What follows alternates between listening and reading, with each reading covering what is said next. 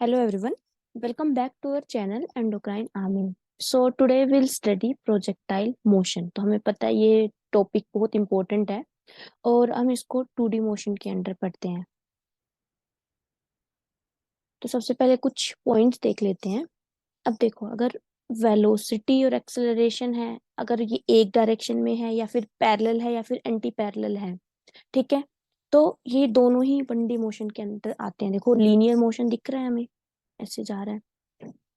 अगर ये किसी थीटा एंगल पे चलते हैं, वेलोसिटी एंड एक्सीलरेशन, तो हम बोलते हैं 2D मोशन। और इसमें ही हम पढ़ेंगे प्रोजेक्टाइल। अब हम देखेंगे कि ये थीटा एंगल बनाकर चल रहे हैं। और जो नेक्स्ट आता है वो आता है सर्कुलर मोशन। तो देखो, सर्कुलर मोशन सबसे अलग है। इसमें जो थीटा बनता है वेलोसिटी और एक्सीलरेशन का, वो बनता है 90 डिग्री। देखो, तो इसको बोलते हैं सर्कुलर मोशन। तो ये 3 टाइप के मोशन हम पढ़ेंगे, ठीक है। तो आज हम प्रोजेक्टाइल कवर करेंगे। अब प्रोजेक्टाइल मोशन में क्या होता है, जो एक्सेलरेशन होता है वो कांस्टेंट होता है, और जो वेलोसिटी और एक्सेलरेशन है उन दोनों के बीच में कोई पर्टिकुलर एंगल बनता है थीटा, बट 90 डिग्री नहीं बनता। जब 90 डिग्री बनेगा तो उसको हम क्या बोलेंगे, सर्कुलर मोशन, ठीक है। अब प्रोजेक्टाइल मोशन में देखो, पैराबोलिक पाथ कवर होता है। ये देखो, हमने कोई ऑब्जेक्ट को यहाँ से प्रोजेक्ट किया, वो गई ऐसे ऐसे, और जो जी है वो डाउनवर्ड ही लगेगा उस ऑब्जेक्ट पे। तो पूरी पाथ ये जो है, इसको पैराबोलिक पाथ बोलेंगे। अब देखो, ये वाई एक्सिस है हमारा, और ये क्या है, एक्स एक्सिस, ठीक है। यहाँ से हमने जो ऑब्जेक्ट को प्रोजेक्ट किया है उसको क्या बोलेंगे, वेलोसिटी ऑफ प्रोजेक्शन। जिस वेलोसिटी से प्रोजेक्ट किया है उसको बोलेंगे वेलोसिटी ऑफ प्रोजेक्शन। और जिस एंगल पे प्रोजेक्ट किया है ना, उसको बोलेंगे एंगल ऑफ प्रोजेक्शन। और फिर वो ऐसे पाथ कवर करके सीधा नीचे आ जाएगा।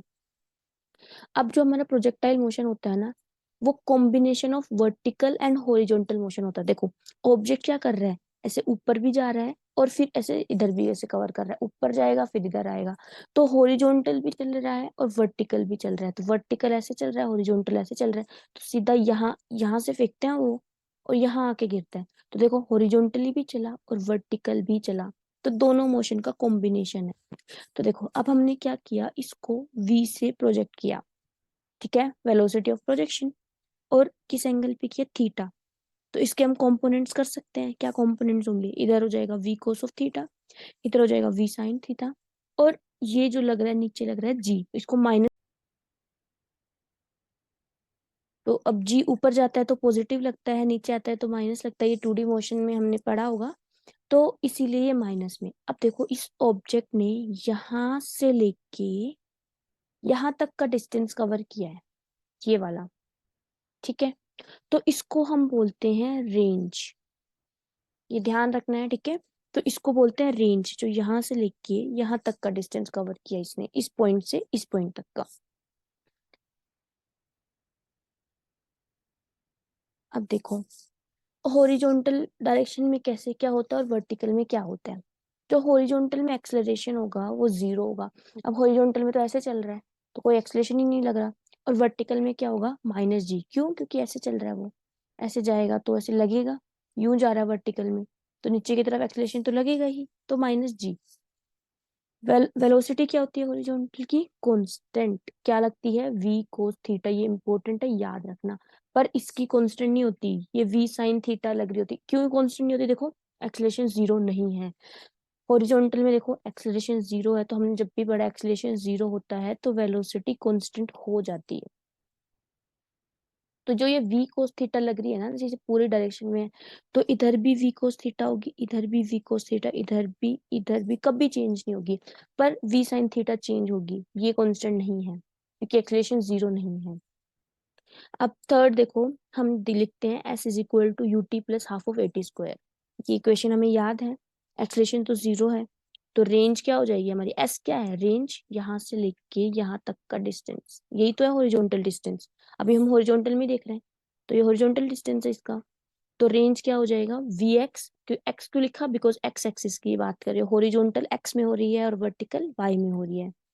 तो वी एक्स इंटू टी, ठीक है। तो वी एक्स क्या है, वी कोस थीटा। और इंटू टी, टी क्या हो गया यहाँ पे, टाइम ऑफ फ्लाइट। अब टाइम ऑफ फ्लाइट क्या होता है, यहाँ से लेके बॉडी को नीचे आने तक का कितना टाइम लगा है उसको बोलते हैं टाइम ऑफ फ्लाइट। तो ये पूरा डिस्टेंस कवर करने में जितना टाइम लगा, तो रेंज कवर करने में जो टाइम लगी वो टाइम ऑफ फ्लाइट होती है।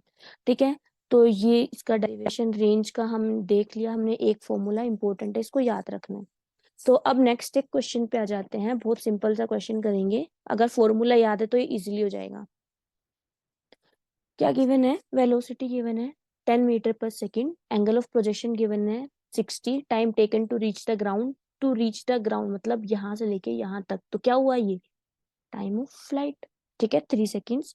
अब हमें क्या निकालनी है, रेंज निकालनी है।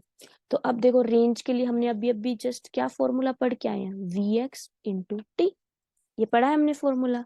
और वी एक्स क्या था, V cos theta into T.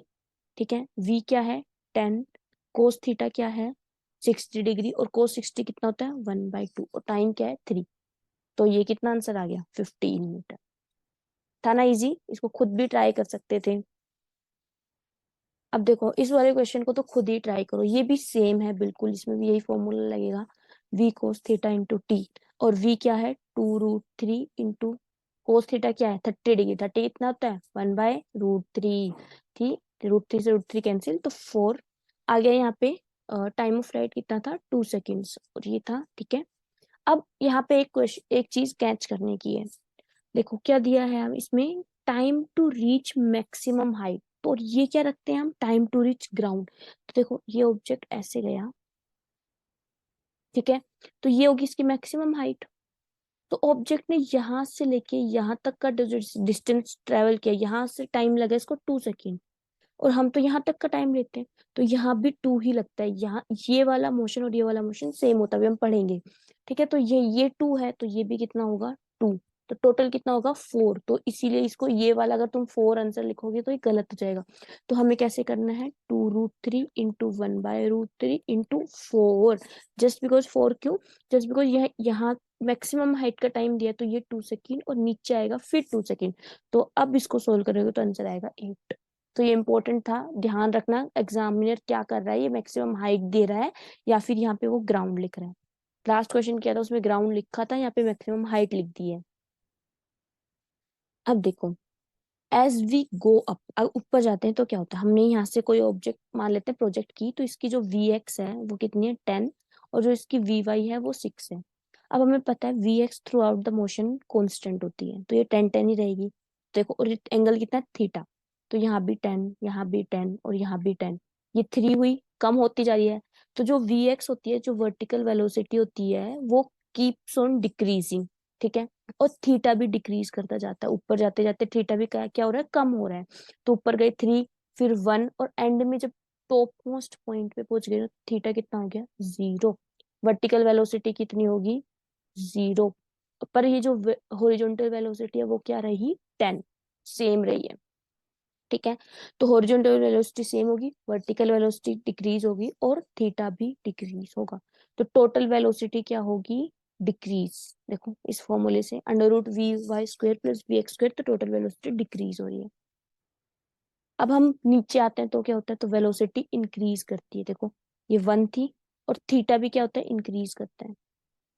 तो 1 थी, ये 10 है, ये भी 10 है अभी भी, तो ये 3 हो गई, फिर ये 6 हो गई। तो जैसा मोशन हमने यहाँ किया कि पहले 10 थी, 6 थी, फिर उसके बाद ये 3 हुई, ये 10 रही, फिर ये 1 हुई, ये फिर से 10 हुई, यहाँ पे 0 हो गई। देखो सेम है, 1 1 3 3 6 6, बस इतना है, ये ऊपर जा रही है तो इसमें ये डाउनवर्ड आ रही है, इतना याद रखना है। अब ये क्वेश्चन बहुत इंपॉर्टेंट है, बहुत बार पीवाईक्यू वगैरह में आपने देखा भी होगा कि अगर यहाँ पे इनिशियल वेलोसिटी दी है 2i कैप 3j कैप, तो फाइनल जब ऑब्जेक्ट ग्राउंड पे गिरेगा तो कितनी वेलोसिटी होगी। सिंपल है, कुछ नहीं करना होता, हमें पता है हॉरिजॉन्टल वेलोसिटी एक्स एक्सिस वाली वो तो सेम होगी, आई कैप है, तो उसको तो हम एज इट इज लिख देंगे। और वर्टिकल वेलोसिटी क्या हो जाती है, सेम होती है पर डाउनवर्ड हो जाती है, तो इसके आगे माइनस लगा के लिख देंगे। तो क्या आंसर आ जाएगा 2i cap minus 3j cap. कुछ नहीं करना, सिर्फ जो वाई एक्सिस वाली वेलोसिटी है उसको नेगेटिव करके लिखना है। क्यों, क्योंकि देखो डाउनवर्ड हुई है वो, और हॉरिजॉन्टल तो सेम ही रहेगी पूरे थ्रू आउट द मोशन। अब ये क्वेश्चन देखो, ये क्वेश्चन इंपॉर्टेंट है, बहुत बार देखा भी होगा। इनिशियल वेलोसिटी कितनी है 10, और इस पॉइंट पे जहाँ पे एंगल थीटा जो है वो 30 डिग्री हो गया, पहले 60 था फिर 30 हो गया, तो उस पॉइंट पे वेलोसिटी कितनी होगी।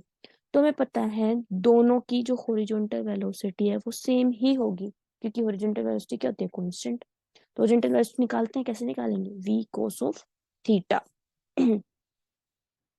ठीक है, अब देखो v कितना है 10, और cos ऑफ 60 डिग्री, 10 × cos 60 कितना होता है 1/2। ठीक है, तो कितनी आ गई 5, और वो कितनी होनी चाहिए इसकी जो ऊपर है उसके बराबर। तो लिख देते हैं v cos of 30 is equal to 5। ठीक है, cos 30 कितना होता है √3/2, तो कितना हो गया v is equal to 10/√3 metre पर सेकेंड। बस हमने कुछ नहीं किया, जो इसकी हॉरिजॉन्टल वेलोसिटी थी उन दोनों को कंपेयर किया है। नेक्स्ट आते हैं टाइम ऑफ फ्लाइट पे।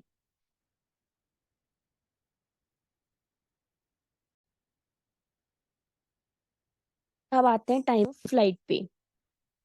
टाइम ऑफ फ्लाइट मैंने क्या बताया था, ऑब्जेक्ट को यहाँ से लेके यहाँ तक का डिस्टेंस ट्रैवल करने में जितना टाइम लगा उसको बोलते हैं टी, टाइम ऑफ फ्लाइट, और जो मैक्सिमम पॉइंट तक ट्रैवल करने को लगा उसको बोलते हैं स्मॉल टी। तो इस टी को और इस टी को दोनों को मिला के बोलते हैं time of flight. T plus T equal to capital T, ऐसे भी याद रख सकते हैं। ठीक है, तो हमने किसी ऑब्जेक्ट को प्रोजेक्ट किया with V velocity V cos theta V sine theta, इतना तो आप समझ ही गए होंगे। तो हमने इक्वेशन ऑफ मोशन पढ़ी थी v is equal to U plus A T. ठीक है, ये तो जीरो हो जाएगा यहाँ पे देखो, तो ये कितना हुआ u sine theta minus G T. इसमें सब वर्टिकल कंपोनेंट्स लेते हैं हम। ठीक है, अब देखो हमें ये स्मॉल टी निकालना है मैक्सिमम हाइट तक का, तो क्या करेंगे, इसको उधर हम भेजेंगे। ठीक है, तो t is equal to U sine theta upon में g इसके नीचे आएगा। तो ये क्या निकला, यहाँ तक का डिस्टेंस मैक्सिमम हाइट तक का। और हमें पता है मैक्स टाइम पीरियड जो टाइम ऑफ फ्लाइट होता है वो कितना होता है 2 टाइम्स ऑफ टी। तो इसका क्या कर देंगे 2 टाइम्स कर देंगे जस्ट। तो फॉर्मूला क्या हो गया 2u sin थीटा अपन में जी। तो इसको तो याद ही कर लेना, बहुत इंपॉर्टेंट है, एज इट इज क्वेश्चन आएगा फॉर्मूला बेस्ड, और हमें फॉर्मूला बेस्ड ही लिखना होगा। अब देखो रेंज हमने क्या पढ़ा था, रेंज हमने पढ़ी थी ना कि vx × t। ठीक है, तो ये क्या था टाइम ऑफ फ्लाइट। अब हमें टाइम ऑफ फ्लाइट का फॉर्मूला मिल गया है तो प्लेस कर देते हैं, तो ये v cos theta into 2u sin theta मिल गया, तो हम प्लेस कर दिया हमने उसको। ये भी इंपॉर्टेंट है, याद रखना है, बस ये याद रखना vx × t होता है टाइम ऑफ फ्लाइट का, तो फॉर्मूला याद ही होगा 2u sin थीटा/g। तो बस रख देना। अब आता है मैक्सिमम हाइट, तो मैक्सिमम हाइट को कौन सी इक्वेशन से निकालेंगे, v² is equal to u² minus 2gs। ये तो जीरो होगा, तो सारे हम वर्टिकल कंपोनेंट लिखे रखेंगे क्योंकि ये वर्टिकल ही है मैक्सिमम हाइट। तो क्या होगा u² sin² थीटा, क्योंकि यू वाई रखी है हमने यहाँ पे, तो u² sin² theta minus 2gs। ठीक है, अब हमें ये s निकालनी है, यही तो है मैक्सिमम हाइट, तो क्या करेंगे, ये देखो u² sin² थीटा अपॉन में 2, इसको हम इधर लेके आए उठा के, तो ये फॉर्मूला आ गया u² sin² थीटा अपॉन में 2g। इसको याद रखना इंपॉर्टेंट है। अब रेंज के भी 4 फॉर्मूले हैं, हम कभी भी कोई भी फॉर्मूले से क्वेश्चन आ सकता है हम। तो देखो एक फॉर्मूला क्या है 2 times of U Y into U X upon में जी, ये याद रख सकते हो ये वाला। यू वाई की वैल्यू पुट करो उठा के यू साइन थीटा। ठीक है, यू एक्स क्या होता है यू कोस थीटा और नीचे जी, सिंपल। अगला ये फॉर्मूला है u²2 sin थीटा। अब देखो जो ये sin 2 थीटा है इसकी इंपॉर्टेंट याद रखना, ये वाला फॉर्मूला है ना u²sin 2 थीटा अपॉन में जी। तो ये जो sin 2 थीटा है इसको हमने बेसिक्स में भी पढ़ा होगा कि जो आइडेंटिटी है इसको क्या एक्सपेंड कर से लिख सकते हैं साइन थीटा। तो वही किया हमने इस वाले फॉर्मूले में, क्या किया जो u²sin 2 थीटा था उसको कैसे लिखा u²2 sin theta cos theta upon में जी। तो बेसिकली तो सिर्फ 2 फॉर्मूले याद करने, कौन कौन से, ये वाला और ये वाला। बिकॉज फिर ये वाला तो क्या है इसको ही हमने एक्सपेंड कर दिया आइडेंटिटी को, और इसमें भी इसको ही एक्सपेंड कर दिया। तो ये 4 फॉर्मूले थे रेंज के। अब अगर हमें मैक्सिमम रेंज निकालनी है तो इम्पोर्टेंट है, याद रखना वो 45 डिग्री पे आती है। ठीक है, और उसका फॉर्मूला क्या हो जाता है, यू स्क्वेयर अपॉन में जी। कैसे हो जाएगा ये, देखो हमें ये वाला फॉर्मूला भी पढ़ के आए हैं अभी, थीटा अपॉन में जी। तो अगर हम थीटा 45 लेते हैं, ठीक है, थीटा इक्वल टू 45, तो ये यू स्क्वेयर, तो ये कितना हो जाएगा, साइन 90 हो जाएगा अपॉन में जी, और साइन 90 कितना होता है 1। तो रेंज हुई ना मैक्सिमम। ठीक है, अब एक और चीज है कि देखो दो केस लेते हैं। फर्स्ट केस में हमने क्या किया, किसी ऑब्जेक्ट को वी वेलोसिटी से फेंका, थीटा 1 लिया, तो इसमें रेंज कितनी आई R1।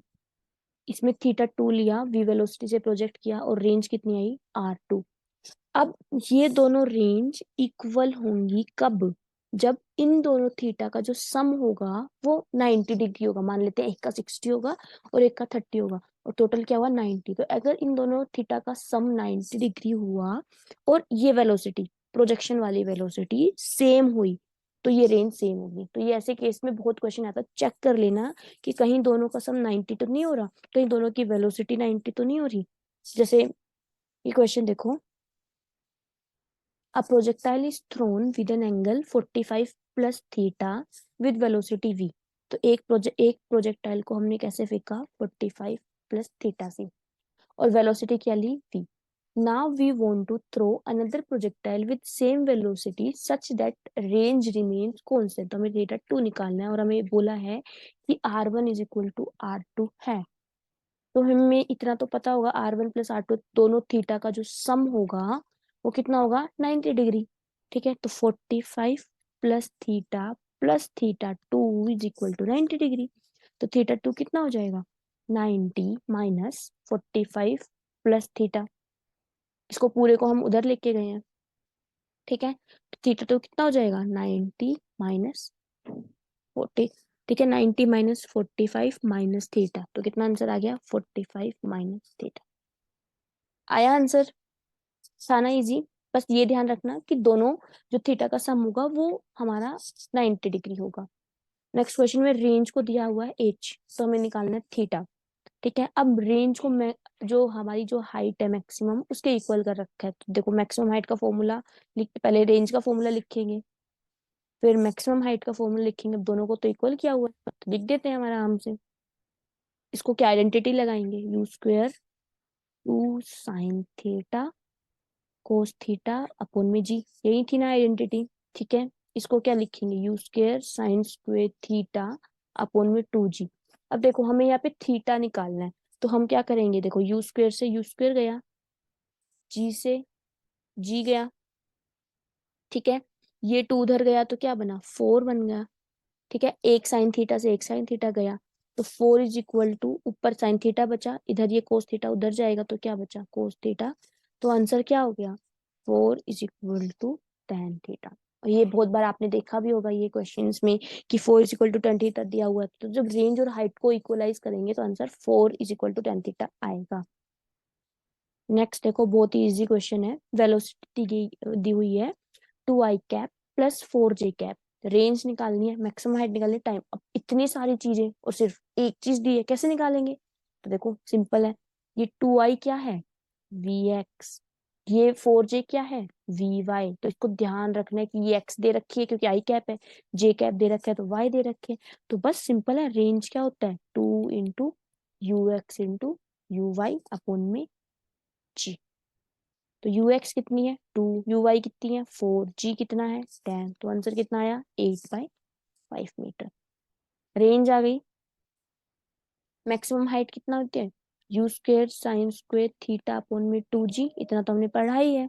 ठीक है, अब हमें दिख रहा है, अगर हम स्क्वायर को हटा दे दोनों को, ठीक है, अगर हम सीधा ये लिखे यू साइन थीटा का होल स्क्वायर, तो भी सेम ही बात है, इसका भी स्क्वायर इसका भी स्क्वायर। तो यू साइन थीटा है क्या हमारे पास, यू वाई का स्क्वायर अपॉन में 2g हुआ।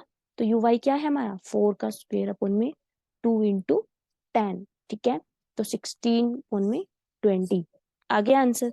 ये था, सिंपल है। अब टाइम पीरियड खुद से निकाल के बताओगे मुझे क्या होगा। तुम्हारे पास रेंज भी है, अब देखो ये टाइम पीरियड का इजी है। तो रेंज हमने क्या पढ़ी थी, range equal to U X into T. तो रेंज हमारे पास कितनी आई है, देखो 8/5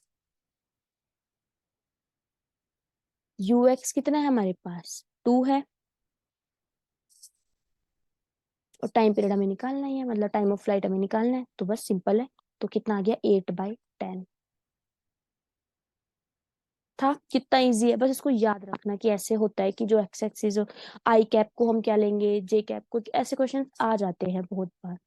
अब देखो, काइनेट हमें 60 डिग्री पे किसी ऑब्जेक्ट को प्रोजेक्ट किया है विद द वेलोसिटी v, और मैक्सिमम हाइट है ये, तो हमें जो इनिशियल जो काइनेटिक एनर्जी वो t है, तो मैक्सिमम हाइट पे काइनेटिक एनर्जी कितनी होगी वो फाइंड आउट करनी है।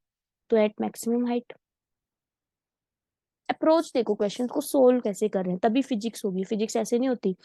तो v कोस थीटा, ठीक है, मैक्सिमम हाइट पे यही वेलोसिटी होगी, क्योंकि हॉरिजॉन्टल वेलोसिटी तो जीरो हो जाएगी, हमें दिख रहा है, वाई वेलोसिटी तो जीरो हो जाएगी। तो जो वेलोसिटी है, ये यहाँ पे देखो, यहाँ पे क्या होगी, half of mv² is equal to T है, यही दिया हुआ है हमें, देखो दिख रही है हमें। तो यहाँ पे काइनेटिक एनर्जी क्या होगी, हाफ ऑफ m, जो यहाँ पे वेलोसिटी होगी उसके बराबर होगी, और यहाँ पे वेलोसिटी कितनी होगी, देखो v/2 होगी। तो रख देते हैं mv, v/2 का स्क्वायर, तो क्या आंसर आ गया, half of m v² upon में 4। ठीक है, ये इसका भी स्क्वायर किया हमने। तो ये जो हाफ ऑफ mv² है, ये क्या है, t, तो आंसर क्या आया, t/4 आया ये।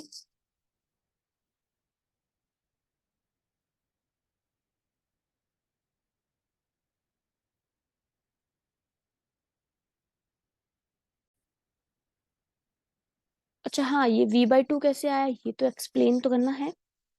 अब देखो, 60 डिग्री एंगल है, तो v cos theta is equal to v है, ठीक है।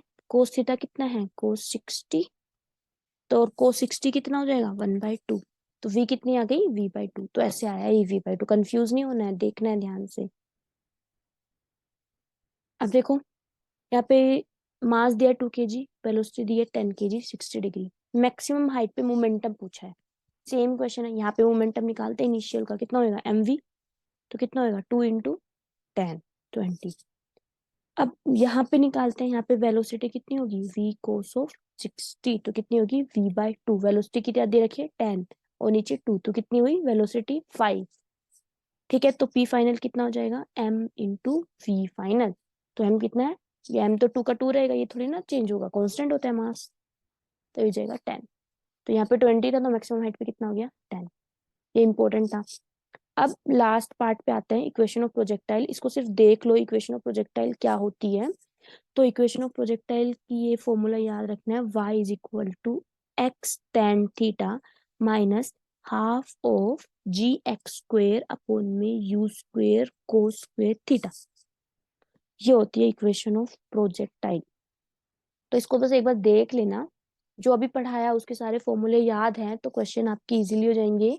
ठीक है, थैंक यू सो मच।